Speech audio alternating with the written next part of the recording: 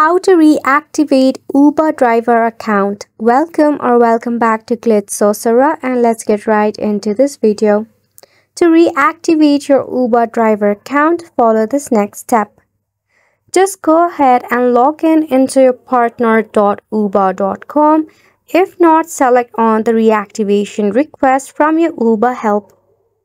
At the bottom, you will find this link for partners.uber.com. Just select on it. Now, firstly, you need to enter the credential that was linked to your Uber account. Since my Google account was connected with it, I've selected Google. Then you need to select the phone number that was linked along with your account. It will notify you something like this. Tap on Yes, it's me. For verification code, Uber will send you an OTP code. Select SMS or email, or just continue with Gmail. In the email, you will find OTP code something like this. You need to copy this code.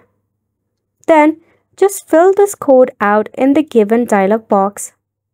Once you are verified that it is really you will get your account back. Is it as simple?